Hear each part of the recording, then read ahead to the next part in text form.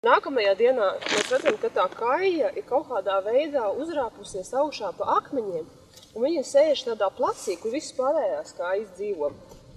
Un reāli viņa kaut kādā veidā tur tikus.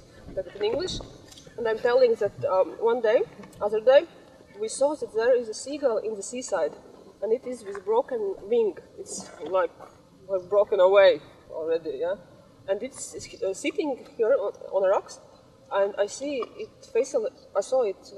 her facial expression, and I saw emotions, and it was very surprising for me because I saw that the seagulls are the lowest in the bird intellectual chart, and it looked very depressed, like this, yeah, because it's ill. And the next day, we saw that the seagull is dead because the sea is coming, but now it's somehow managed to get up and go to other seagulls, sit together. Un tā sakot, tās pārējās kājas, viņas knābi brūk virsū, un the other seagulls cuts her by, they fight with this ill seagull. Un mēs domājam, ok, viss cauri viņi būs. Un tad trešajā dienā es eju, un es skatos tā kāja, viņa ir pēdējiem spēkiem kaut kādā veidā aizvilkusies vispār uz pašu ostu, kur ir tā kā ostas māja, un sēž tāda vēl drūmāka.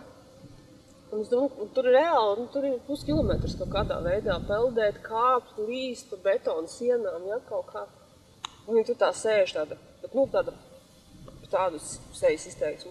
And the third day, already we saw that the seagull was, okay, it's now dead, but now the seagull somehow managed to get out of the water, get up on a concrete wall, and it was sitting near the port house where now other seagulls can harm it, and it had a very heroic facial expression, and yeah, like this, un es eju, un es redzu, viņu tur sēž tā kāja, un es nāku pēc 20 minūtēm apakaļ, un viss, viņa jau vienkārši mirus 20 minūšu laikā, viņa tā kā izstiepa galvu.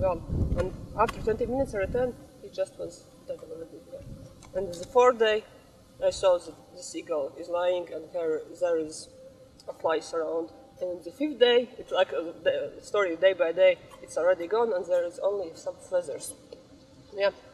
Vārds sakot, es gribētu radīt kopā ar jums tādu tā kā pirmo un vienīgo kapu pasaulē, ugunskapu kaijai, par piemiņu par kājas varonīgo cīņu. And I want to create here some kind of, there is that Viking tradition that when Viking Konung is dead, the other Vikings put it on his body in a boat and burn it, and it's going on the sea. And I want to make with you a little boat from this, I don't know how to say in English, and grass, and decorate it with elements from the seaside, which are in that black bags, and burn it and put it on the little river.